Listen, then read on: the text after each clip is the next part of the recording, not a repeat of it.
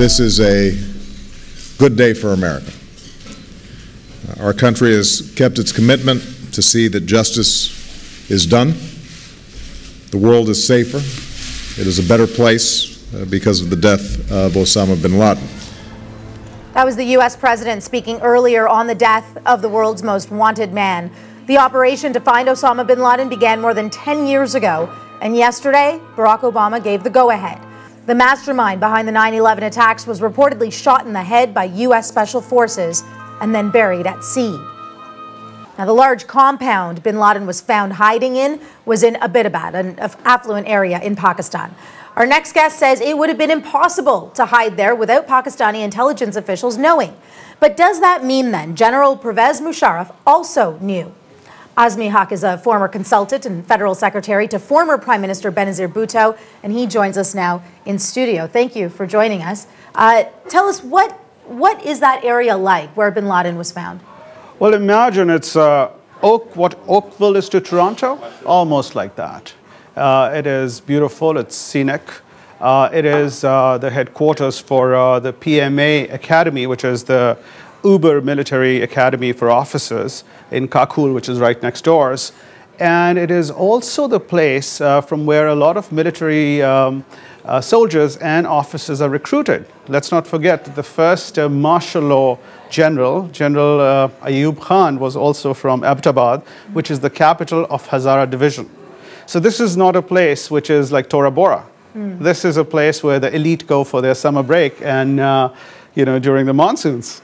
So it's a bit odd that this compound was built, which looks like a purpose-built compound, and nobody knew what it was being built for.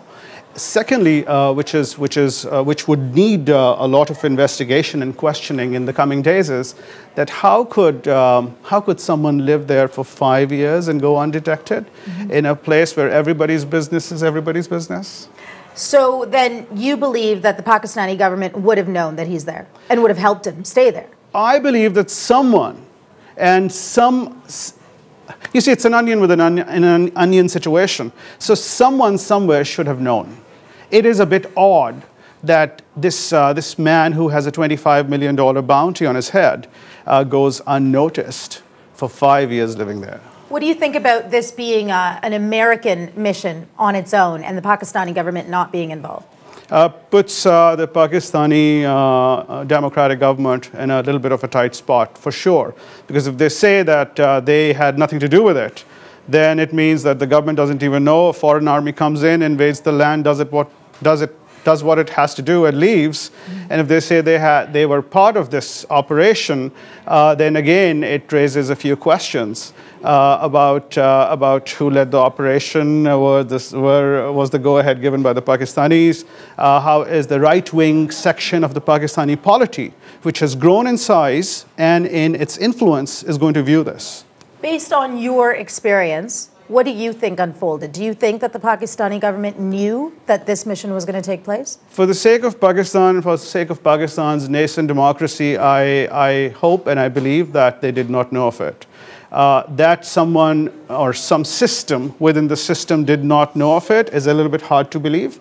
I think time has come when the world and Pakistan need to have a more open dialogue, a constructive dialogue, whereby Pakistan needs to behave like an adult in the Committee of Nations and really understand that this is an answer that they owe to the world. It needs to behave as an adult because you don't think it is right now? I think that there is a portion or a section within the polity which is in denial.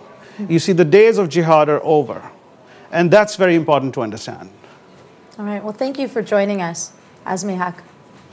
That's former consultant and federal secretary to Benazir Bhutto, Azmi Haq, joining us live in studio.